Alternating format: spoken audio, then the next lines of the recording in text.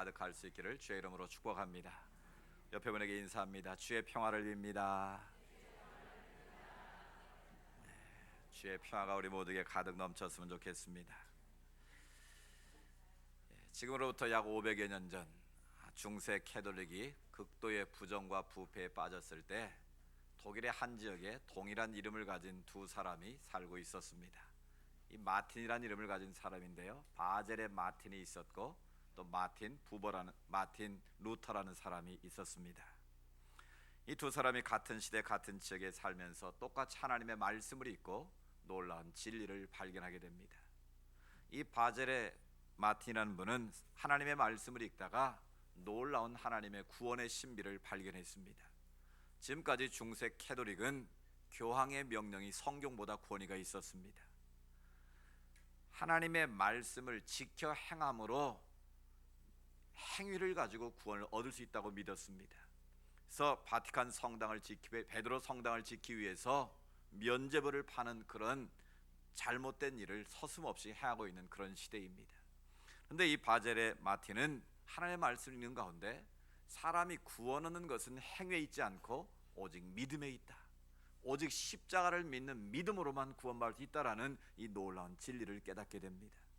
지금 우리 입장에서 보면 너무나 당연하고 너무나 마땅한 것이지만 그 당시 중세 캐톨릭의 왜곡된 교리와 타락한 상황에서 이것을 깨달았다는 것은 정말 놀라운 일이었습니다. 근데 이 바젤의 마틴은 용기가 없었습니다. 그 놀라운 구원의 신비를 사람들에게 공개할 용기가 나지 않아서 그 자기가 경험한 그 하나님의 은혜를 양피에다 기록을 했습니다. 그리고 그것을 자기 집 거실에 벽돌 한 장을 빼고 그 안에다 집어넣었습니다. 그 내용이 200년이 지난 후에 그 후손들에 의해서 발견되었는데 그 내용은 이런 것이었습니다. 오 자비로운 예수여, 나는 주님의 보혈의 공로로만 구원받을 수 있음을 압니다. 오직 주님의 십자가의 은혜를 믿음으로써만 구원 얻음을 믿습니다. 거룩하신 예수여, 나를 위해 희생하신 것에 감사를 드립니다. 나는 주님을 사랑합니다. 나는 주님을 사랑합니다. 이 놀라운 고백을 이 마틴이 고백을 했다라는 거예요. 그런데 차마 그것을 공개하지 못하고 알리지 못하고 그 중세의 서슬퍼런 권력이 두려워서 양피 기록에서 숨겨두었다가 나중에 발견됐다는 것입니다. 근데 같은 시대 같은 곳 살았던 마틴 루터라는 사람은 똑같이 하나님의 말씀을 읽다가 은혜를 받았습니다. 특별히 로마서 말씀을 읽다가 오직 의인은 믿음으로 말미암아 살리라, 오직 의인은 예수 그리스도를 주로 믿는 믿음으로 구원받는 것이지 행위나 공로로 얻는 것이 아님을 그가 깨닫게 됩니다. 그것을 알게 된 루터는 그 다음부터 그것을 행동으로 옮기기 시작한 것이죠. 비텐베르크 성당의 95개 조항에 반박문을 써붙이고 지금까지 중세 캐톨릭의 교리와 성경 해석은 틀렸다, 그래서 오직 은혜로, 오직 믿음으로, 오직 성경으로, 이런 캐치프레이즈를 가지고 중세 캐톨릭의 타락을 알리기 시작한 것이지요. 그것을 한 교황청에서 난리가 나지 않았겠습니까? 당장 잡아들여라. 그 칙서를 내려보는데 그것을 받은 이 루터가 그것을 불살라버렸다고 합니다. 그래서 그는 그렇게 고백을 했습니다. 나의 주님은 천사들과 사람들 앞에서 그리고 아버지 하나님 앞에서 나를 시인하셨는데 왜 내가 세상의 군왕들 앞에서 나의 주님 시인하기를 두려워하겠는가? 자기가 죽음을 예감하면서도 루터는 하나님이 나를 시인하셨는데 내가 어찌 세상 군왕들 앞에서 하나님을 내가 부인할 수 있겠는가? 담대함으로 나아갈 수 있었다라는 것입니다. 그래서 그런 자기의 신앙의 고백을 찬송가 가사로 기록한 것이 우리가 부른 찬송가 585장입니다. 내 주는 강한 성이요 방패와 병기 되시니 큰 환난에서 우리를 구하여 내시리로다. 아멘. 비록 자기가 큰 환난 가운데 있지만 우리의 방패가 되시는 여호와 하나님께서 계시기만 하면 자기를 구원해 내실 것이다, 그런 믿음을 가지고 끝까지 중세 캐톨릭의 불의에 대해서 항거했다는 것입니다. 그 결과 오늘 우리가 믿음으로 말미암아 구원을 얻는 이 이신칭의 교리를 깨닫게 되었고, 그 루터의 그 목숨을 두려워하는 그 믿음 때문에 오늘 우리의 개신교 프로테스탄트가 태동을 하게 되었다라는 겁니다. 이제 2년 뒤면 종교계 500주년이 되는 뜻깊은 해를 준비하고 있습니다.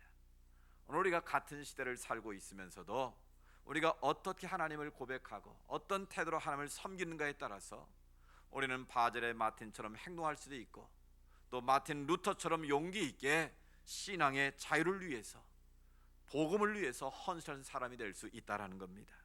선택은 나에게 달려 있습니다. 나만이 아는 비밀로 간직할 수도 있고, 루터처럼 용기 있게 그것을 외칠 수도 있는 것이죠. 루터가 그렇게 담대하게 외칠 수 있는 근거가 무엇이었겠습니까? 오직 믿음, 하나님이 나와 함께하는 그 믿음이 있었기에 당당하게 죽음조차 두려워하지 않고 예수 그리스도의 복음을 증거할 수 있었던 것이죠. 오늘 본문에도 보면 고난과 역경 속에서, 정말 죽음의 위기 속에서 당당하게 큰 소리를 치면서 하나님께 영광 돌리는 한 사람을 만나게 됩니다. 바로 사도 바울이죠. 사도 바울은 예수 그리스도를 믿는다는 이유 때문에, 예수 그리스도의 복음을 전한다는 이유 때문에 엄청난 고난을 당했습니다. 그가 자기의 가장 개인적인 심정을 피력한 서신이 있는데 바로 고린도 후서입니다. 고린도 후서 11장에 보면 자기가 당했던 어려움들을 자세하게 풀어놓고 있는데요, 매를 수도 없이 맞았고, 옥에 수차례 갇혔고, 또 돌로 맞아 죽을 뻔도 했고, 타가던 배가 파선에 3번씩이나 죽을 고비도 넘겼다고 고백합니다. 때로는 먹는 것, 입는 것, 또 자는 것, 이런 모든 일로 인해서 고난을 당했다고 고백을 합니다. 심지어 자기 자신의 사도성에 대해서 의심하는 자들 때문에 많이 속상했고 또 힘들었던 모습도 기록을 하고 있습니다. 그런 우리 입장에서 보면 절망할 수밖에 없고 낙심할 수밖에 없는 그런 상황이었는데, 오늘 무엇이 바울로 하여금 그런 당당한 고백을 할 수 있었는가라는 것이죠. 그런 상황에서 오늘 바울은 37절에 이렇게 고백하고 있습니다. 바울의 고백을 한번 들어보실까요? 37절을 같이 읽습니다. 시작. 그러나 이 모든 일에 우리가 넉넉히 이기느니라. 아멘. 이 모든 일은 자기가 당했던 모든 아픔과 고난과 환난을 말하는 겁니다. 이 모든 일 가운데서도 우리를 사랑하시니로 말미암아, 나를 사랑하신 그 주님 때문에 나는 넉넉히 이길 수 있다, 나는 넉넉히 이길 수 있었다라고 고백을 하고 있는 것이죠. 오늘 이 로마서는 사도 바울이 로마를 가보지 않았지만 로마에 있는 성도들을 애절한 마음으로 만나기를 사모하면서 쓴 편지입니다.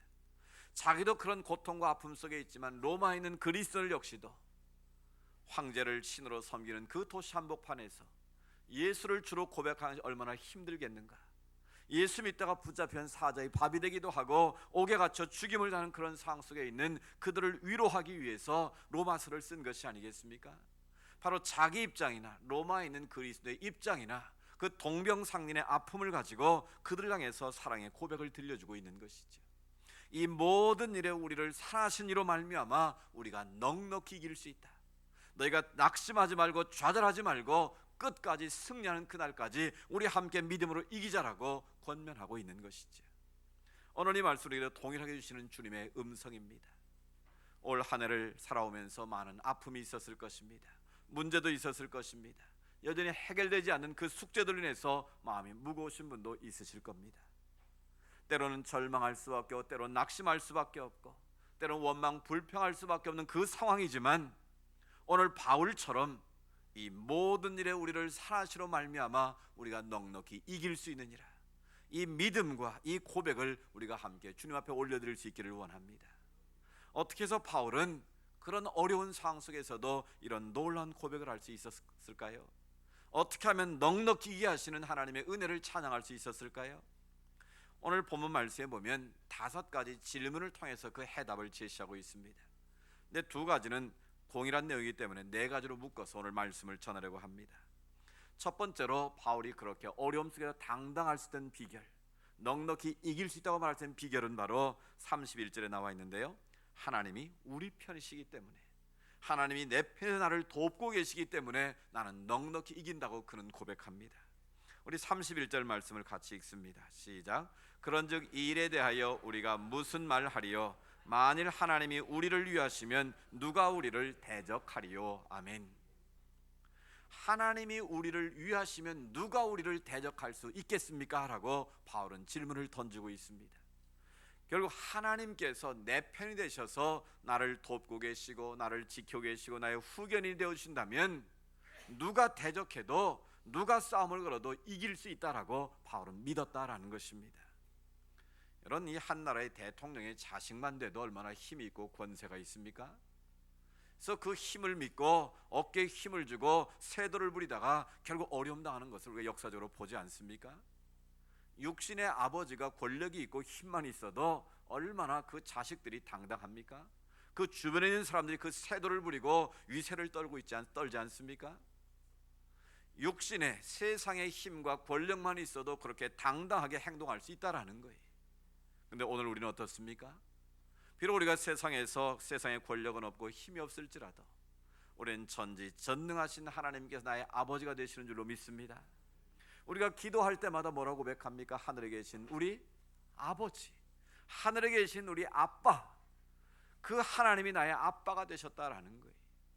세상에 권력이 있는 아버지를 둬도 힘이 있고 승리의 삶을 살아갈 수 있는데, 정말 창조주 하나님이 나의 아빠가 되시를 믿는다면 우리가 기죽을 필요가 있을까요, 없을까요? 죽은 자도 살릴 수가 없는 것을 있는 것처럼 부르신 하나님이 바로 나의 아버지가 되시고 나의 구원자가 되시고 나의 능력이 되시를 믿는다면 우리가 세상에서 기죽고 살 이유가 없다라는 거예요. 어깨를 늘어뜨릴 이유가 없다라는 것입니다. 그 전능하신 하나님 아버지께서 나의 아버지가 되셔서 나를 지키시고 나를 보호하시고 나의 후견이 되어주신다면 우리가 어떤 사회도 이길 수 있다라고 바울은 고백하는 것이죠. 시편 3편 6절에 다윗은 이런 고백을 드립니다. 천만인이 나를 애워싸 둘러 진친다 하여도 나는 두려워하지 아니하리이다. 어떻게 천만이 자기를 애워싸는데 두려워하지 않을 수 있겠습니까? 자기 목에 칼을 겨누는 사람들이 자기를 둘러싸고 있는데 두렵지 않다는 것은 무엇이겠습니까? 다윗이 배짱이 좋아서, 다윗이 전략 전술이 뛰어나서 그런 것이었겠습니까? 다윗의 고백은 바로 그것입니다. 여호와 하나님이 나의 방패시요 나의 요새시요 나의 산성이시다라는 것을 믿었다라는 거예요. 아무리 수많은 사람이 자기를 애워쌀지라도, 자기 목에 칼을 겨누는 위험한 상일지라도 하나님이 나와 함께 하신다, 하나님이 나를 지키신다, 하나님이 나를 보호하신다, 하나님이 나를 대신하여 싸우신다, 그 사실을 다윗은 믿었다라는 거예요. 그에게 수많은 전쟁의 이야기들이 나오지 않습니까? 그 모든 전쟁의 핵심이 무엇입니까? 엉토당토하는 전략과 전술을 하나님께서 제시하시는데, 여리고 성을 무너뜨리는데 하나님이 제시한 전략이 무엇이었습니까? 무슨 무기를 준비하는 것도 아니고 사람 군인을 끌어모으는 것도 아니고 뿔 항아리 횃불 나팔을 불어라, 계속 돌아라, 이런 인간의 생각은 도저히 납득할 수 없는 그런 일들 아니겠습니까? 그런데도 그들이 하나님의 약속의 말씀을 믿고 하루에 한 바퀴마다 7바퀴를 돌고 소리를 쳤더니 여리고 성이 무너졌다라는 거예요. 자기들의 전략과 전술을 이긴 것이 아니면 하나님이 보여주는 것 아니겠습니까? 너희들이 나를 바라보고 나를 믿고 따르면 내가 너희를 대신하여 싸운다, 내가 너희와 함께해서 너희를 지킨다라는 것을 보여주는 것 아니겠습니까? 그에게 모든 전쟁들은 바로 하나님이 함께 하시는 전쟁이었고 하나님이 싸워주시는 전쟁이었다라는 거죠. 그래서 결국 하나님의 백성들의 승리는 하나님의 승리였다고, 하나님의 승리는 바로 하나님의 백성들의 승리였다는 것입니다. 그렇습니다. 오늘 우리의 삶의 자리를 보면 힘들고 어려운 분들이 많이 있습니다. 정말 앞으로 갈수록 뒤로 올 수도 없는 그런 진탕의 상황들도 있습니다. 근데 중요한 것은 그 가운데도 여전히 하나님이 함께하고 계시다는 것입니다. 하나님이 나를 대적하는 자를 대적하시고 나와 싸우고자 하는 자를 대신하여 싸워주신다라는 겁니다. 그 전능하신 하나님 우리가 믿음의 눈으로 바라보면, 그 하나님 나와 함께 계심을 믿음의 눈으로 바라보면 우리가 기죽지 않고 넉넉히 이길 수 있다는 것입니다. 오늘 바울처럼 다윗처럼 하나님을 크게 보는 믿음을 가지고 우리가 넉넉히 이길 수 있는 은혜가 있기를 주의 이름으로 축복합니다. 두 번째 비결은 바로 하나님께서 자기의 가장 소중한 것을 주셨다는 것을 믿었기 때문이라고 바울은 고백합니다. 30절을 같이 읽습니다. 자기 아들을 아끼지 아니하시고 우리 모든 사람을 위하여 내주신 이가 어찌 그 아들과 함께 모든 것을 우리에게 주시지 아니하겠느냐. 아멘. 바울이 그렇게 당당하게 넉넉히 이길 수 있는 비결이 무엇인가? 하나님께서는 바로 자기를 위해서 아들을 아끼지 않고 주셨다라는 거예요. 독생자 예수 그리스도를 이 땅에 보내셔서 나의 죄를 위해서 십자가에 달려 죽게 하실 만큼 나를 사랑하셨다라는 거예요. 그런 놀라운 최고의 선물을 주신 하나님이시라면 내 삶의 모든 필요한 것들을 하나님께서 채우시지 않겠느냐라는 겁니다. 바울은 하나님의 복음을 증거하는 것에서 많은 어려움을 겪었지만, 또 육신의 어려움도 겪었지만, 또 재정적인 어려움도 겪지 않았습니까? 풍부에 처할 줄 알고 비천에 처할 줄 알았다고 그는 고백합니다. 그런데도 그가 자족할 줄 아는 비결을 배울 수 있는 이유가 무엇이었을까요? 그것은 바로 가장 소중한 것을 아끼지 않고 주신 그 하나님께서 자기의 필요한 것들을 채우실 거라는 믿음이 그 안에 있었다라는 것입니다. 그래서 가장 소중한 선물을 주신 하나님이시라면 오늘 나에게도 그런 선물을 주실 거라는 믿음이 있었기에 그는 당당할 수 있었다라는 것이죠. 어느 시골 가정에 무남동녀를 둔 외동딸을 시집을 보냈습니다. 그런데 사위가 어느 날 이제 딸과 함께 이제 친정에 온 것이죠. 근데 사위가 당당하게 말합니다. 장인어른에게, 장인어른, 저 씨암탉 한 마리 좀 나를 위해 잡아주십시오. 그 말을 들은 장인어른이 두 가지 생각이 들었습니다. 아니, 이 버릇없이 오자마자 씨암탉을 잡아달라고 해? 또 마음 한편으로는 그래, 뭐 다 잡아달라면 잡아주면 되지, 내 외동딸을 줬는데. 여러분이 그런 사이라면 잡아주겠습니까? 안 잡아주겠습니까? 틀림없이 잡아줄 겁니다. 왜 잡아줄까요?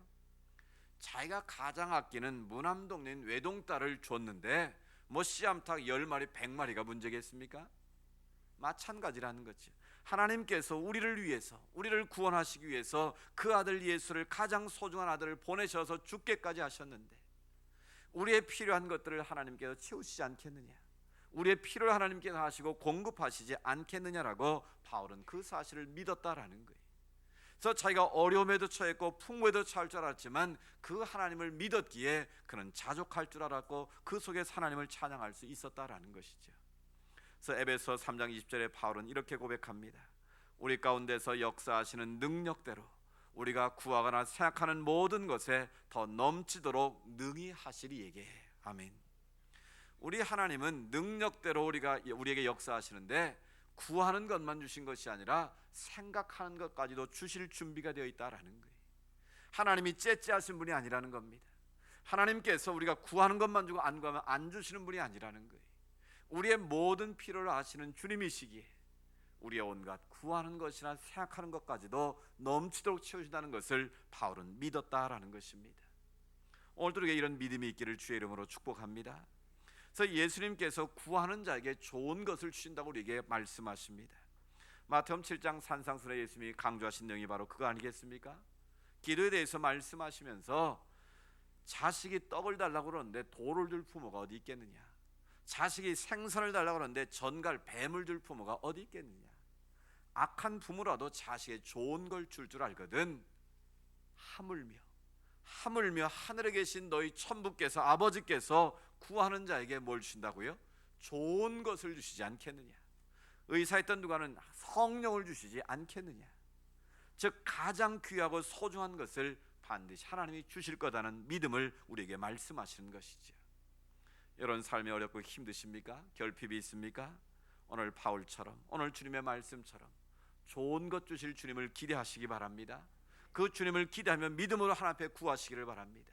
그 믿음을 가지고 우리가 하나님 앞에 기도할 때에 하나님께서 채우시고 하나님께서 응답하시고 하나님께 더 귀한 선물을 베풀어 주시는 은혜가 우리에게 임할 줄로 믿습니다. 세 번째로 바울이 넉넉히 이길 비결은 바로 하나님이 자신을 의롭다고 인정하셨기 때문임을 고백하고 있습니다. 33절 34절을 같이 읽습니다. 시작. 누가 능히 하나님께서 택하신 자들을 고발하리요, 의롭다 하시는 하나님이시니 누가 정죄하리요. 죽으실 뿐 아니라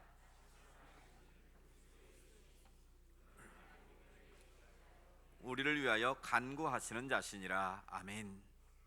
바울이 당당한 이유는 바로 누가 능히 하나님께서 택하신 자들을 고발할 수 있겠느냐, 누가 감히 하나님께서 택하신 자들을 정죄할 수 있겠느냐라는 믿음이 그에게 있었다라는 겁니다. 하나님께서 다시 살아나셨고 또 하나님 우편에 앉으셔서 우리를 위해서 지금 간구하시는데 하나님께서 택하고 구원하신 자들을 감히 누가 고발을 하고 누가 정죄할 수 있겠느냐고 말씀하고 있는 것이죠. 우리가 세상에서 억울한 일을 당하면 재판할 때 변호사를 고용하지 않습니까? 대형 로펌이나 또 유능한 변호사를 비싼 대가를 주라고 고용하는 이유가 무엇이겠습니까?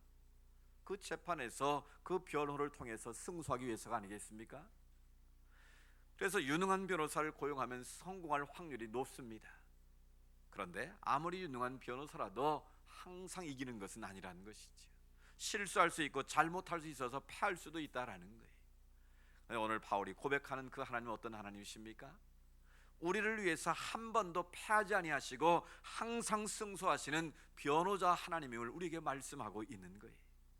하나님께서 우리의 변호인이 되셔서 세상 사람이 나를 향해서 돌을 던지고 비난을 한다 할지라도 저 사람은 내가 택한 하나님의 백성이다, 저 사람은 내가 의롭다고 인친 사람이다, 하나님께서 나를 향해서 그렇게 변론하고 계시고 변호하고 계시다라는 거예요. 하나님께서 구원받은 자들을 뭐라고 말씀하십니까? 너희는 의로운 자라고 말씀하십니다.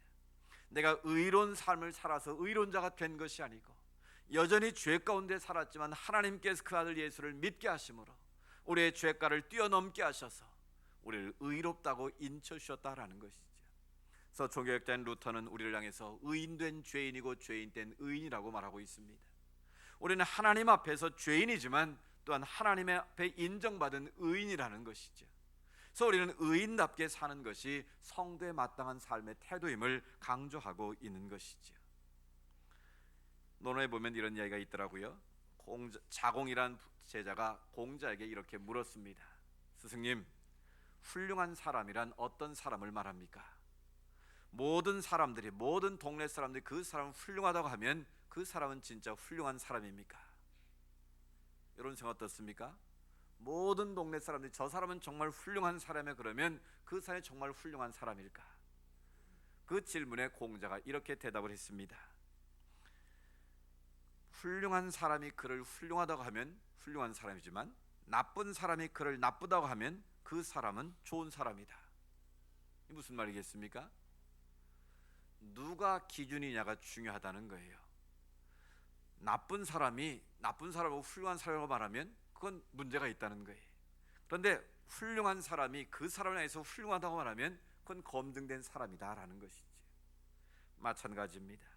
하나님께서 우리를 여전히 부족하고 미련함이 있고 어리석음이 있지만 우리를 의롭다고 인쳐주셨다면 우리가 그 사실을 믿고 우리가 하나님 앞에 서야 된다라는 것입니다. 또한 우리 자신은 하나님 앞에 설 때마다 나는 부족한 죄인입니다, 나는 연약합니다, 하나님 붙들어주지 아니하시면 순간순간 넘어질 수밖에 없는 죄인입니다. 그런 죄인됨을 고백하며 설 때 우리가 주님 앞에 다시 의인됨의 모습으로 거듭날 수 있다라는 것입니다. 오늘 바울은 하나님께서 택한 자를 누가 고발할 수 있겠느냐, 누가 정죄할 수 있겠느냐, 그 말은 우리 모두가 하나님 앞에 죄인된 자로서 또한 하나님을 의롭다 인침받은 자로서 서로가 서로를 위해서 격려하고 하나님 앞에 바르게 살아갈 존재임을 다시 한번 우리에게 말씀하고 있는 것이죠. 사랑하는 여러분, 우리 모두는 연약하고 부족하고 실수가 많은 자들입니다. 그러나 주님께서 우리를 의롭다고 인쳐주신 하나님의 자녀들입니다. 또한 그럼에도 불구하고 우리는 또한 순간순간 넘어지는 자들입니다. 우리가 서로 정죄하거나 비난하기 전에 하나님 앞에 서 있는 나 자신의 모습을 바라보면서 하나님 앞에 바르게 설 수 있는 은혜가 있기를 원합니다. 남을 보는 것이라 나 자신을 보고 하나님 앞에 엎드려 회개하고 자복하게 될 때 우리에게 긍휼을 베푸시고 자비를 베푸시고 우리를 하나 되게 하시는 하나님의 은혜가 임할 줄로 믿습니다. 마지막으로 바울이 그렇게 당당할 수 있는 비결은 바로 하나님이 우리를 사랑하시기 때문이라고 고백하고 있습니다. 우리 35절 말씀을 같이 읽습니다. 시작. 누가 우리를 그리스도의 사랑에서 끊으리요? 환난이나 곤고나 핍박이나 기근이나 적신이나 위험이나 칼이랴. 아멘. 하나님께 우리를 의롭다고 인정하셨을 뿐만 아니라 우리를 끝까지 사랑하심을 바울은 믿었다라는 것입니다. 이런 세상에서 가장 위대한 힘이 어디서부터 올까요? 많은 사람들은 돈이라고 생각하고 권력이라고 생각할지 모르지만 가장 위대한 힘은 바로 사랑인 줄로 믿습니다. 사랑의 힘은 그 자식이 기차가 타려면 엄마는 그 자식을 구하여 철길로 뛰어드는 것이 바로 사랑의 힘이라는 거예요. 인간의 사랑의 힘도 크다는 것을 우리가 깨닫게 되고 그런 이야기를 들을 때 우리가 감동을 받지 않습니까? 그런데 우리를 향한 하나님의 사랑은 어떻습니까? 그 하나님의 사랑에 대해서 오늘 바울은 구구절절 35절부터 39절까지 16가지를 예를 들어서 우리에게 설명을 하고 있습니다. 환난이나 곤고나 핍박이나 기근이나 적신, 적신은 바로 이 벌거벗기로 한 수치를 말하는 것이죠. 위험이나 칼이랴, 이런 우리가 세상에서 경험할 수 있는 그 어떤 것도 하나님과 우리의 사랑의 관계를 끊을 수는 없다라는 것입니다. 때로는 우리가 30절에 보면 도살장에 끌려가는 양과 같이 여김을 받을지라도 하나님의 사랑은 변함이 없다라는 것입니다. 또 38절에 보면 사망이나 생명이나 죽음과 생명도 하나님의 사랑을 끊을 수는 없다라는 것이죠. 천사들이나 권세자들이나 세상의 어떤 권력자도 하나님과 우리의 관계를 끊을 수는 없다는 것이죠. 또 현재일이나 장래일이나 우리의 모든 시간 속에서 그 관계를 끊을 수 있는 것은 없다는 것입니다. 또 능력이나 높음이나 기쁨이나 어떤 피조물들이라도 우리를 우리 주 그리스도 예수는 하나님의 사랑을 끊을 수 없으리라. 무려 16가지를 예를 들면서 하나님과 우리의 사랑의 관계를 끊을 수 있는 것은 아무것도 없다고 바울은 강조하고 있습니다. 그렇습니다. 우리를 향한 하나님의 사랑은 끝이 없습니다. 우리는 순간순간 주님을 배신할 때도 있고 주님을 멀리할 때도 있고 때로는 주님을 부인할 때도 있지만 한 번도 주님은 우리를 부인하지 않으십니다. 우리는 주님을 순간순간 실망시키지만 하나님은 한 번도 우리를 실망시킨 적이 없으신 분이십니다. 그 하나님의 사랑이 오늘 내 안에 머물고 있다면 우리는 어떤 상황에서도 당당하게 이기게 될 줄로 믿습니다. 내 힘으로 이기는 것이 아니라 내 능력으로 이기는 것이 아니라 질과 같은 이 인생 가운데 담겨있는 보배로운 예수 그리스도, 그분의 사랑이 우리 가운데 흘러넘치게 될 때, 성령을 통해 우리에게 부어주신 그 사랑이 넘쳐나게 될 때에 우리는 모든 것을 이기고 하나님의 승리를 선포하는 축복의 통로가 될 줄로 믿습니다. 우리를 사랑하시로 말미암아 넉넉히 이기느니라. 넉넉히 이길 수 있는 비결은 바로 나에게 있는 것이 아님을 오늘 우리가 말씀을 통해서 깨달았습니다. 하나님이 내 편에 나를 대적해서 싸우려 주시기 때문에 우리는 승리할 수가 있습니다.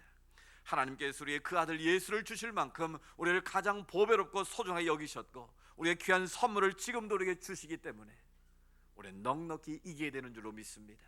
또한 주님께서 우리를 의롭다 인쳐주시고 우리를 고발하거나 정죄하지 않으시고 지금도 우리를 위해서 변호하고 계시기에 우리는 어떤 상황에서도 이기게 될 줄로 믿습니다. 또한 변화없인 그 하나님의 사랑이 성령을 통해 우리에게 능력으로 부어주신 바 되었기에 오늘도 서로 사랑하며 사랑하는 가운데 하나님의 은혜를 덧입고 승리하는 삶이 되는 줄로 믿습니다. 우리를 사랑하시는 말미암아 넉넉히 이기느니라. 올 한 해를 마무리하면서 우리 모두가 다시 한번 넉넉히 이기는 비결을 배우고 승리의 삶을 살아갈 수 있기를 주의 이름으로 축복합니다. 하나님 아버지 감사합니다.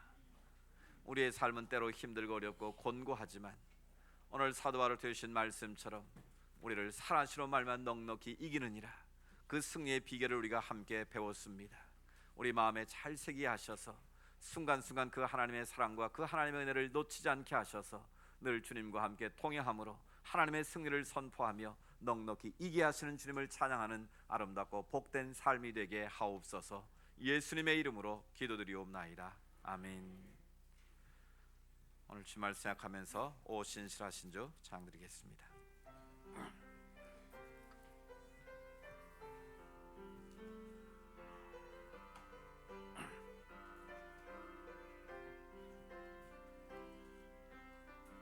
하나님 한 번도 나를 실망시킨 적 없으시고 언제나 공평과 은혜로 나를 지키셨네. 지나온 모든 세월들, 지나온 모든 세월들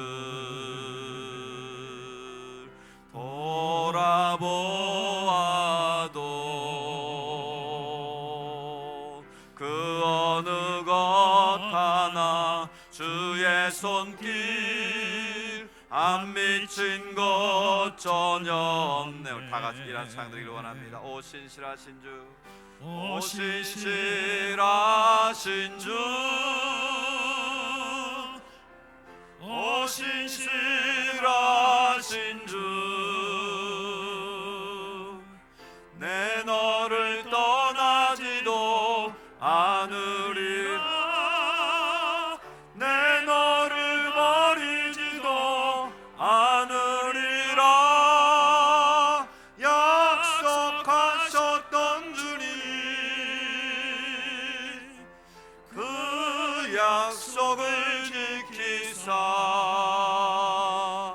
이후로도 영원토록 나를 지키시리라 확신하네. 오 신실하신 주, 오 신실하신 주, 오 신실하신 주, 내 너를 떠나지도 않으리라, 내 너를 버리지도 않으리라. 약속하셨던 주님, 그 약속을 지키사 이후로도 영원토록 나를 지키시리라 확신하네. 아멘. 우리의 영원한 방패가 되시고 요새가 되어 산성이 되시는 우리 구주 예수 그리스도의 은혜와 하나님 아버지의 크고 놀라우신 사랑하심과 성령님의 감화감동 교통하심의 역사가 넉넉히 이게 하시는 주님을 바라보며 이 험한 세상에서 승리의 삶을 살기로 다짐하며 나아가는 주의 백성들 머리머리 위에, 믿음의 소원들 위에, 이 나라와 이 민족 위에 이제로부터 영원토록 함께 하시기를 간절히 축원하옵나이다. 아멘.